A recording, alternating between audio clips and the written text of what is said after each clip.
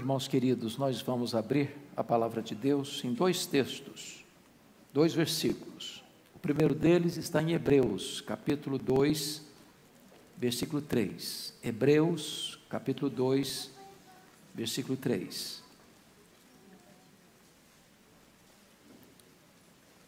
É uma pergunta que é feita.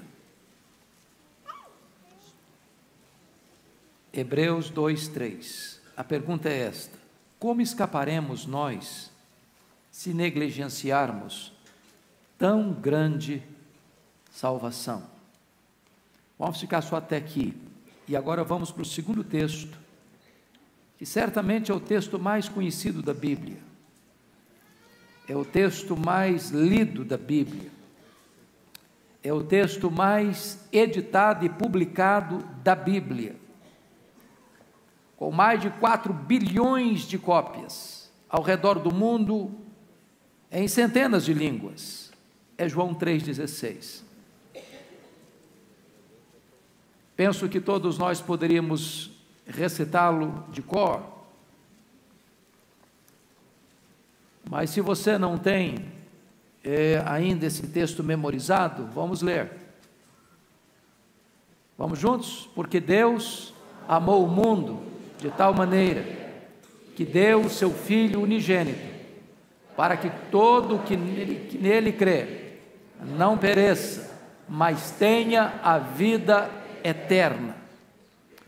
Eu quero conversar um pouco com vocês hoje sobre esta tão grande salvação. E inicialmente levantando algumas questões. Se você que está aqui hoje pode ser salvo ou perecer eternamente, e você pode. Se essa salvação já foi preparada por Deus completamente, e ela já foi. Se essa salvação só pode ser recebida pela fé, e isso é verdade. Se hoje é o dia da salvação, não amanhã, não a semana que vem, não o mês que vem, nem o ano que vem, é hoje. E então você pode tomar uma decisão nesta noite, e você pode. Se Deus já declarou o amor dele por você de forma incondicional e deu provas cabais desse amor, e Deus já deu. Se Deus oferece para você a única alternativa de salvação por meio do seu Filho, e isso é fato. Se você tem a possibilidade de escolher nesta noite a vida ou a morte, e você tem essa possibilidade, se você não pode ser salvo em seus pecados, e é uma verdade absoluta, então, hoje você é convocado a pensar nessa tão grande salvação. Hoje você não pode sair daqui neutro. Na verdade, em relação a Jesus, não há neutralidade. Não há neutralidade, não tem ninguém em cima do muro. Ou você o acolhe, ou você o rejeita. Ou você o aceita, ou você o abandona. Foi ele quem disse: quem não é por mim é contra mim, quem comigo não ajunta espalha. É por isso que o autor aos Hebreus pergunta assim: como escaparemos nós se negligenciarmos tão grande salvação? E eu quero aqui dar 7 razões pelas quais esta salvação é tão grande, e você não pode recusá-la, a não ser que você receba a ideia e tome a decisão de, por si mesmo, fechar a porta da graça e selar sobre a sua vida a sua condenação eterna. Por que essa salvação é tão grande? Primeiro, essa salvação é grande pela sua procedência. Note comigo, capítulo 3, versículo 16 de João: porque Deus amou. Notem vocês que se Deus amou, amou a você, amou a mim. Ele não amou a você por quem você é, mas apesar de quem você é. Deus não amou você por causa das suas virtudes, mas apesar dos seus pecados. Deus não amou você por causa dos seus méritos, mas apesar dos seus deméritos. Deus não amou você porque lá do céu Ele olhou e viu você uma pessoa tão boa, tão íntegra, tão honesta, tão justa, tão santa, tão piedosa, que é um padrão de moralidade, de espiritualidade, e diz: não, esse é digno do meu amor. Não foi assim. Deus amou você incondicionalmente. Esse amor não vem de você. Deus não ama você porque a causa do amor dele está em você. Deus amou você porque a causa do seu amor está nele mesmo. Ele amou você porque ele é amor. Ele amou você antes que o sol brilhasse, antes que as estrelas faiscassem, antes que o mar existisse, antes que o universo fosse criado. Deus já havia colocado o seu amor em você. O amor dele é eterno, é incondicional. A Bíblia trata desse amor. O apóstolo Paulo, falando aos Efésios, diz que esse amor tem dimensões. Nós precisamos entender e compreender qual é a dimensão deste amor, o comprimento deste amor, a largura deste amor, a altura deste amor e a profundidade deste amor. Este amor é tão longo que alcança desde o primeiro homem ao último que existir na história. Este amor é tão largo que alcança todas as raças, tribos, povos, línguas, nações, os homens maus, os homens perversos, os homens devassos, os homens mais terríveis da história. Todos eles estão abraçados por este amor. Este amor é tão alto que ele brota no coração de Deus, e esse amor é tão profundo que alcança o pecador mais miserável na sua terrível condição. Este amor chega e abraça e alcança. Essa salvação é grande por causa da sua procedência. Segundo lugar, essa salvação é grande por causa da sua amplitude, porque Deus amou o mundo. O mundo. E é claro que quando a Bíblia está dizendo que Deus amou o mundo, Ele não está pensando na natureza que Ele criou, Ele está pensando em gente, Ele está pensando em pessoas, Ele está pensando em você, Ele está pensando em pecadores. O mundo, a ênfase aqui não é que Deus seja capaz de amar um mundo tão grande, mas é que Deus é capaz de amar um mundo tão mau, tão mau. Ele amou a todos, sem distinção, sem acepção, brancos, amarelos, negros, ricos, pobres, homens, mulheres, doutores, analfabetos, religiosos, ateus, devassos, prostitutas, ladrões, assassinos, pecadores, homens religiosos, homens não religiosos. Não importa de onde você vem, não importa para onde você vai, não importa como você está, não importa de onde você procede, não importa o que você faz, não importa o que você está fazendo, não importa o que você fez, não importa quão grave é o seu pecado, não importa quão amarrado você esteja aos seus vícios. Deus ama você incondicionalmente. Este amor é assim, tão amplo, tão amplo. Há uma terceira verdade no texto. Essa salvação é grande, em terceiro lugar, por causa da sua intensidade. O texto diz: porque Deus amou o mundo de tal maneira. De tal maneira. Então vamos entender isso. Quem pode, com a sua pena, com o seu intelecto, com a sua inteligência, com a sua eloquência, com a sua capacidade de comunicação, com a sua riqueza de vocabulário, descrever o amor de Deus? Quem pode esgotar a definição do amor de Deus? De tal maneira.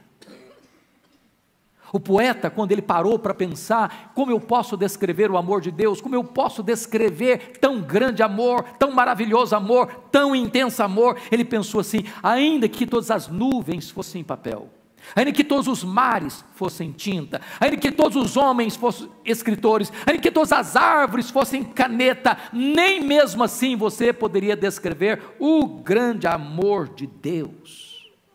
Ele é eterno, Ele é infinito, Ele é incomensurável. Deus amou infinitamente os objetos da sua ira. Deus amou quem não é digno de ser amado.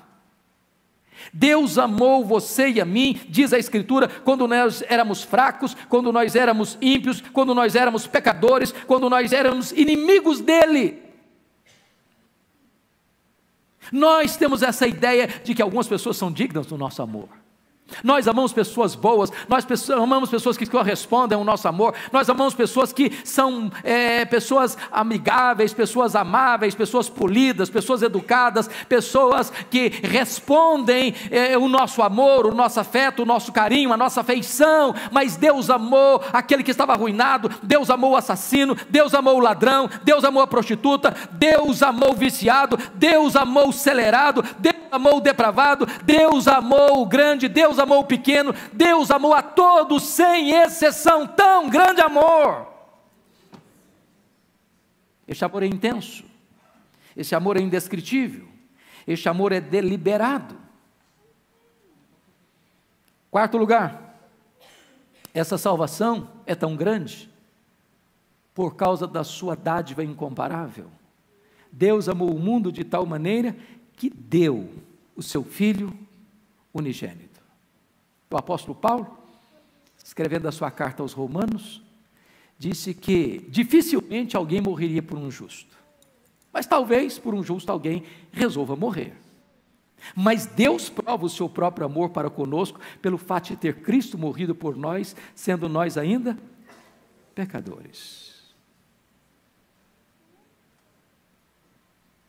Deus não deu o seu Filho para aqueles que eram bons, para aqueles que eram dignos, para aqueles que eram merecedores.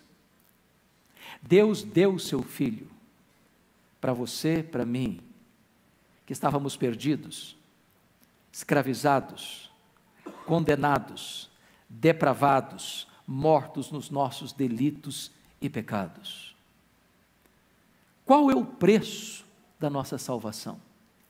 Quando Deus foi resgatar, redimir você, Deus não lançou mão de ouro, Deus não lançou mão de prata, Ele remiu, Ele comprou, Ele resgatou você com o preço do sangue do seu Filho.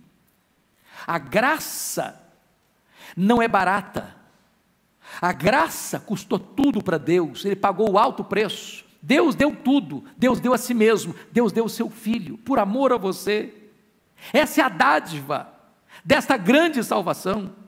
Deus não pode dar mais, Deus deu tudo, Deus deu o seu Filho.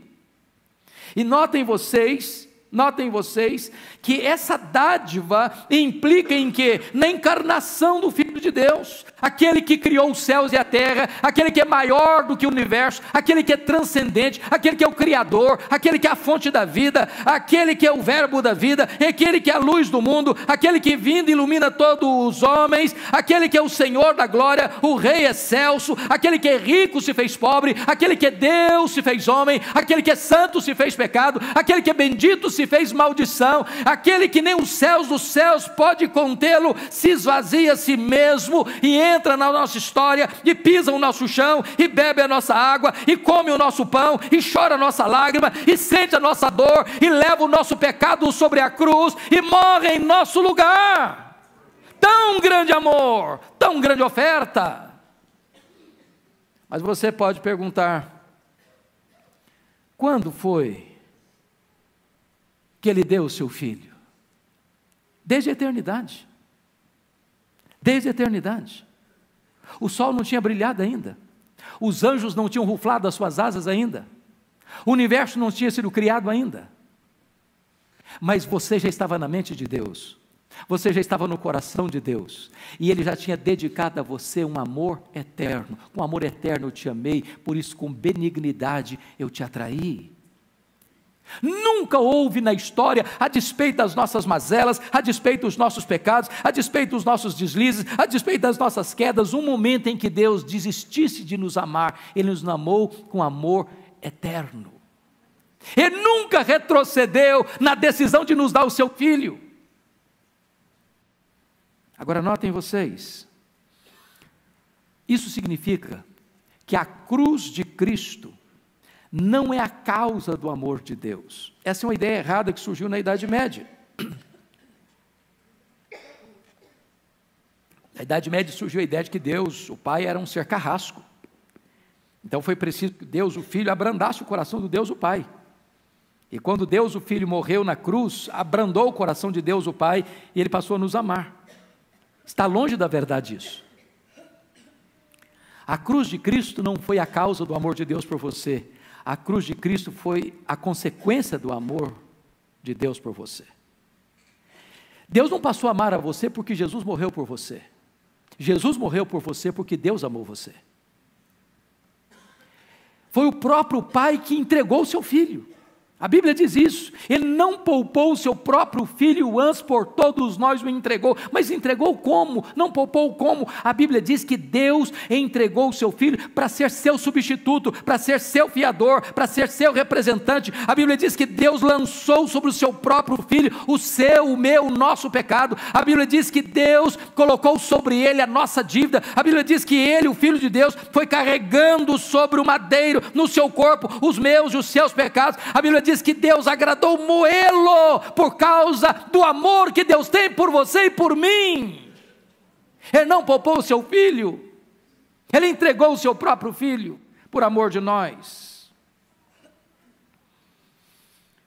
Mas notem vocês, em quinto lugar, a salvação é tão grande pela sua oportunidade, para que todo o que nele crê.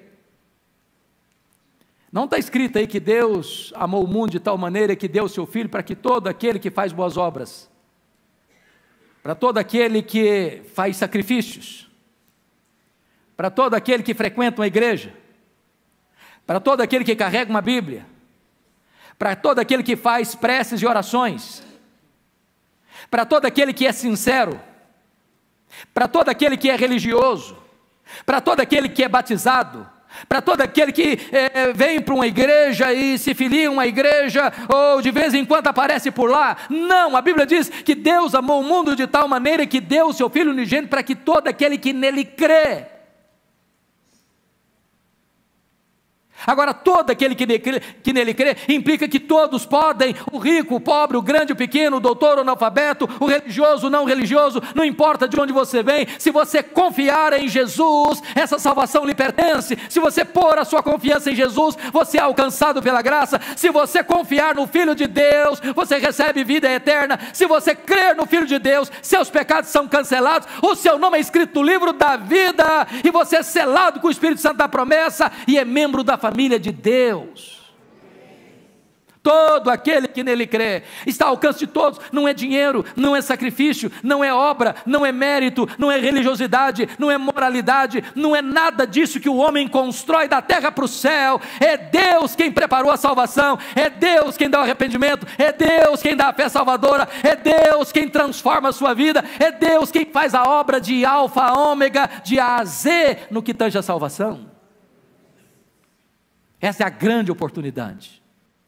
Essa oportunidade está aberta para você, a porta da graça está aberta para você, e o Filho de Deus convida você: vinde a mim todos vós que estáis cansados e sobrecarregados, e eu vos aliviarei. Eu sou a porta, disse Jesus, que entrar por mim será salvo, entrará e sairá e achará pastais. Eu sou o bom pastor, as minhas ovelhas ouvem a minha voz e me seguem. E se nesta noite os seus ouvidos, os ouvidos da alma estiverem abertos, e você estiver ouvindo a voz do Evangelho, atenda esta voz, receba Jesus pela fé, e você vai fazer parte desta gloriosa família de Deus.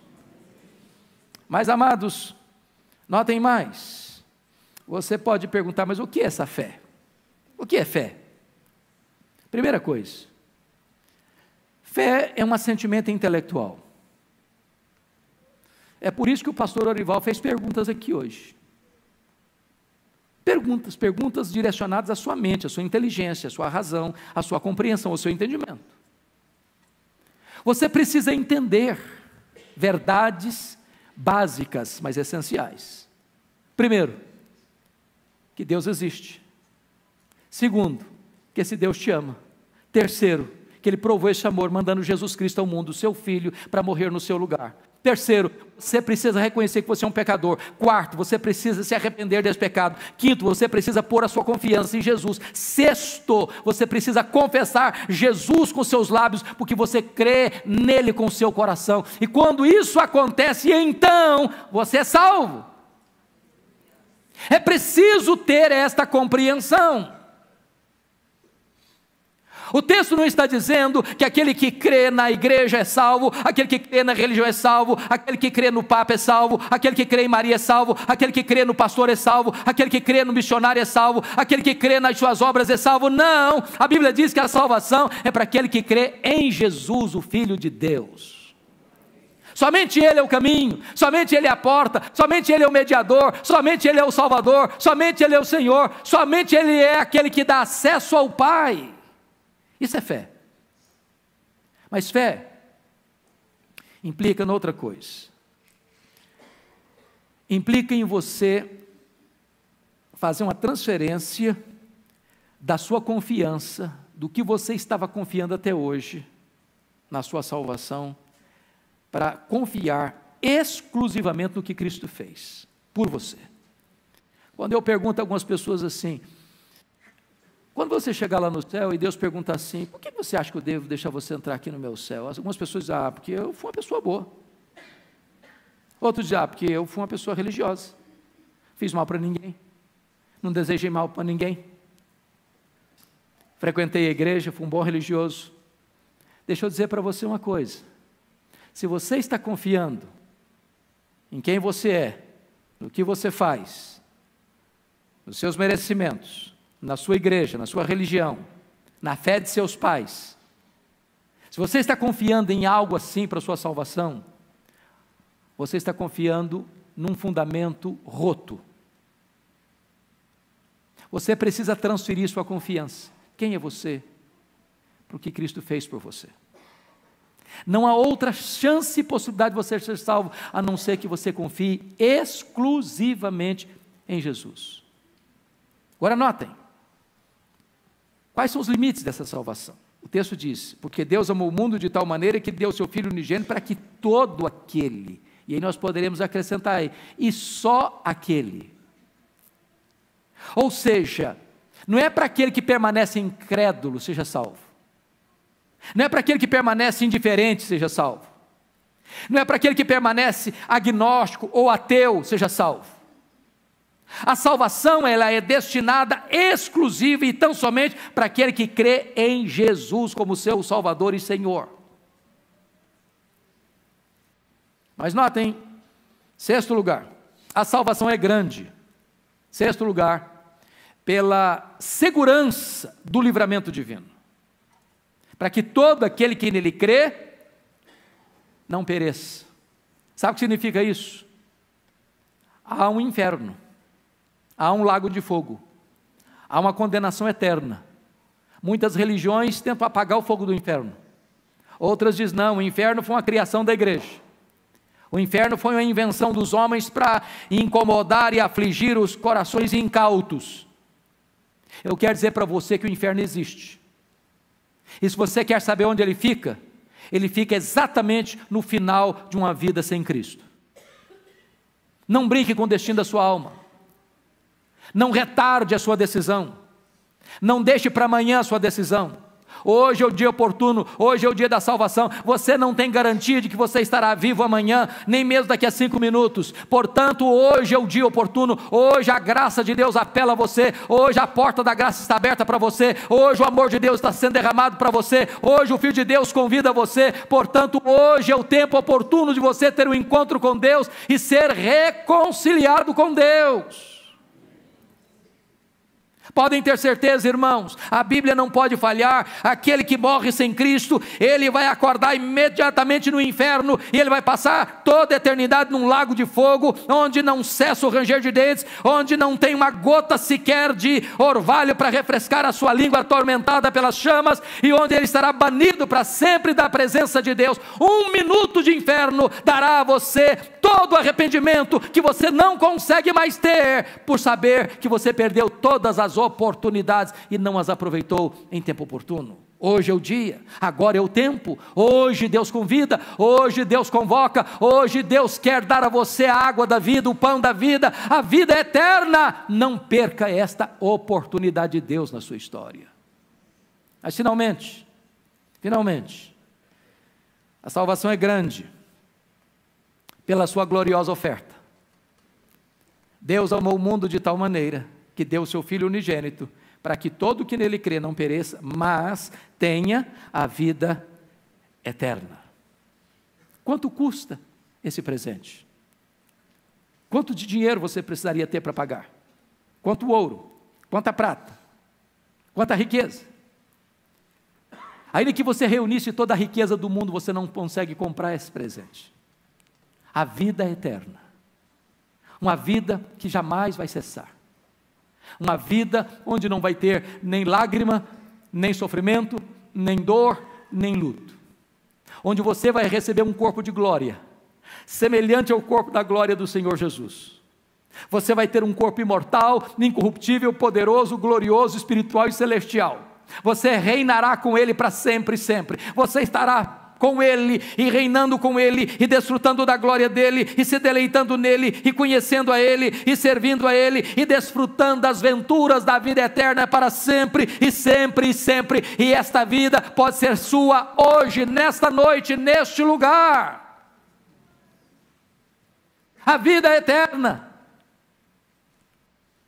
Eu não estou falando apenas de duração de vida, não, porque aqueles que vão para o inferno também ficarão lá por toda a eternidade. Eu estou falando de uma qualidade de vida, de comunhão com Deus, de deleite em Deus, de prazer em Deus, e isso por toda a eternidade, onde não tem despedida, onde não tem adeus, onde não tem sofrimento, onde não tem doença, onde não tem cansaço, onde não tem fadiga, onde não tem estresse, onde não tem ansiedade, onde não tem depressão, onde não tem defeito físico, onde nós reinaremos com Ele para sempre.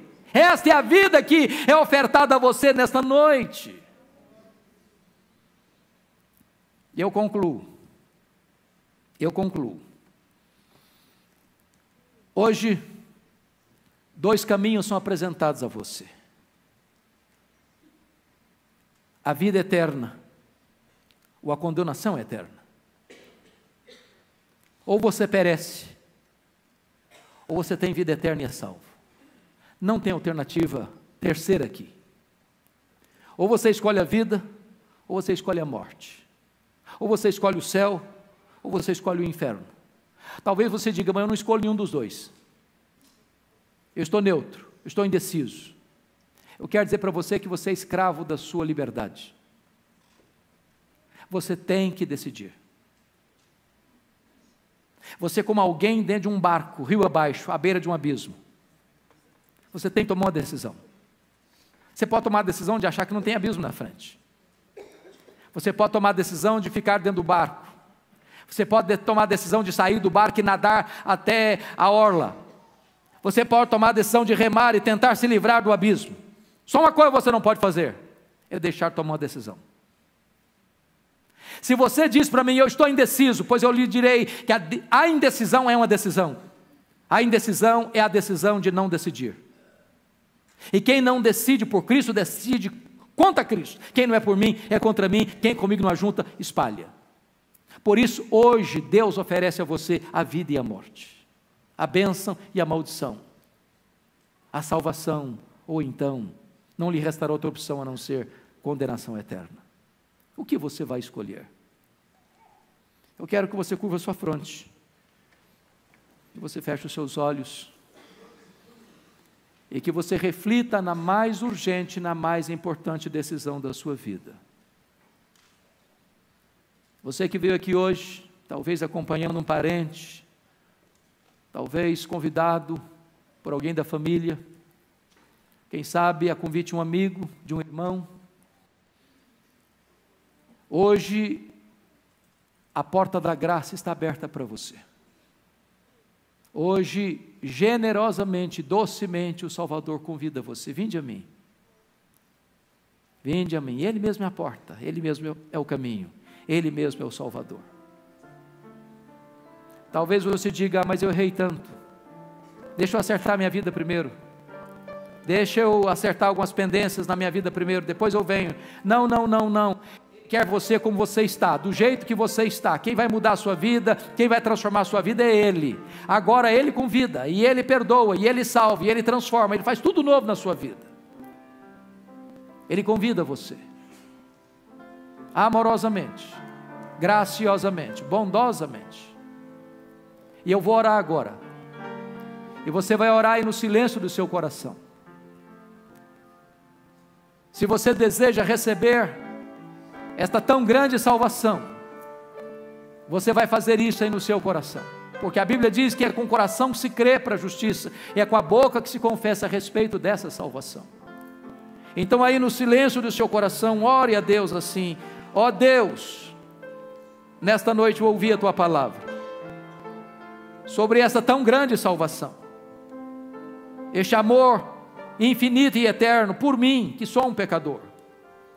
Deus, eu reconheço que eu sou um pecador, e eu reconheço que só Jesus Cristo salva, e nesta noite, Senhor, eu me arrependo dos meus pecados, e eu quero colocar a minha fé, a minha confiança no Teu Filho Jesus, porque agora entendo que Ele levou na cruz os meus pecados, Ele morreu pelos meus pecados, Ele pagou a minha dívida, e agora, Senhor, eu recebo Jesus Cristo como meu Salvador e Senhor. Eu entrego o meu coração, a minha vida a Ele, e eu confio nele, que Ele é aquele que me salva de todo pecado, porque o sangue dele me limpa de todo pecado.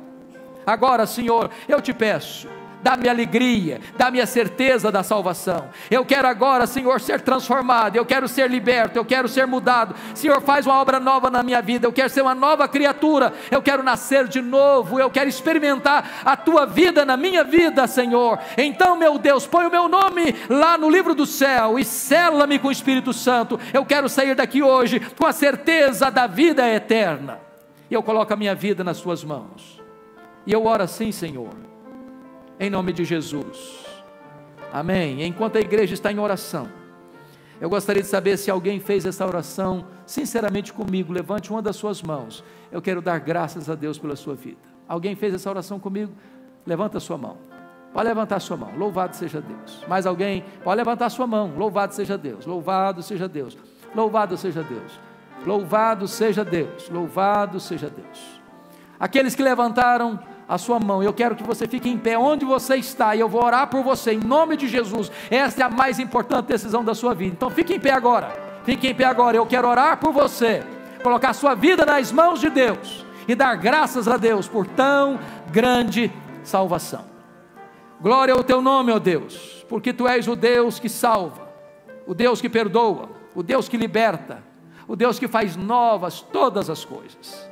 Toma estas vidas preciosas nas Tuas poderosas mãos, dá a elas a alegria da salvação, dá a elas a certeza da vida eterna, dá a elas, ó Deus, o privilégio agora, a bênção de entrar para a Tua família, ser ovelha do Teu pastoreio e viver para o louvor da Tua glória. Louvado seja o Teu nome por tão grande salvação, em nome de Jesus, aleluia, amém. Podem assentar, meus irmãos, em nome de Jesus.